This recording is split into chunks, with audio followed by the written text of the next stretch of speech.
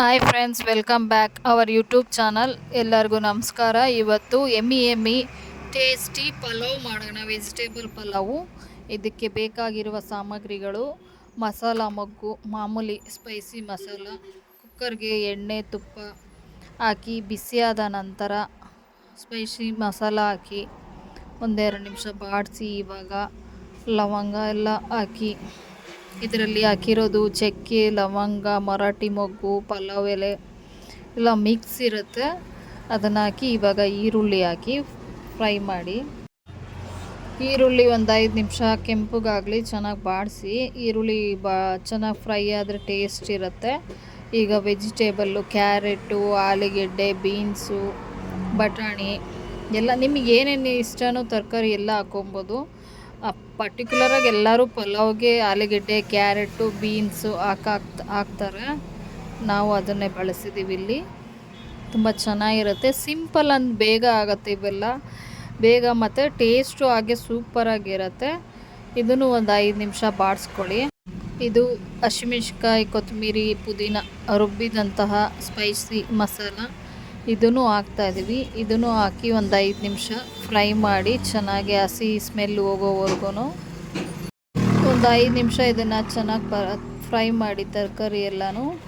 ಇವಾಗ ಫ್ರೈ ಆದಮೇಲೆ ಟೊಮೊಟೊ ಹಣ್ಣನ್ನು ಹಾಕೋಣ. ಒಂದೆರಡು ಟೊಮೊಟೊ ಹಣ್ಣು ಕಟ್ ಮಾಡಿರೋದು ಸಣ್ಣಕ್ಕೆ ಹಾಕಿ ಒಂದು 5 ನಿಮಿಷ ಫ್ರೈ ಮಾಡಿ.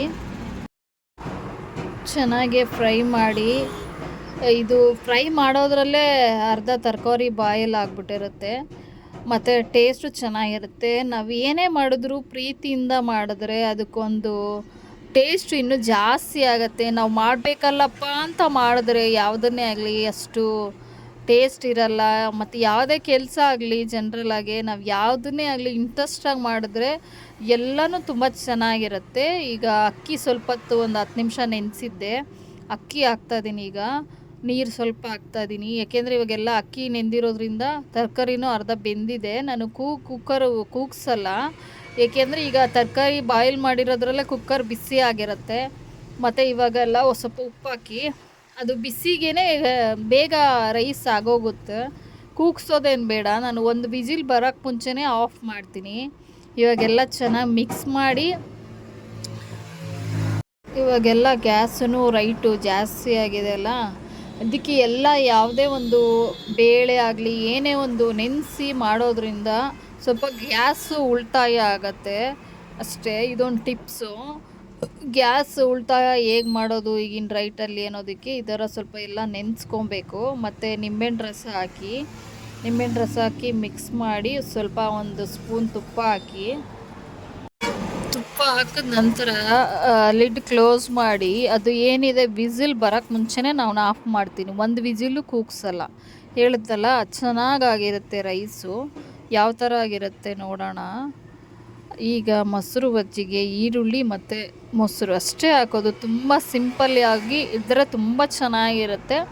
ಮೊಸರು, ಈರುಳ್ಳಿ ಅಷ್ಟೇ ಹಾಕ್ಕೊಳ್ಳಿ.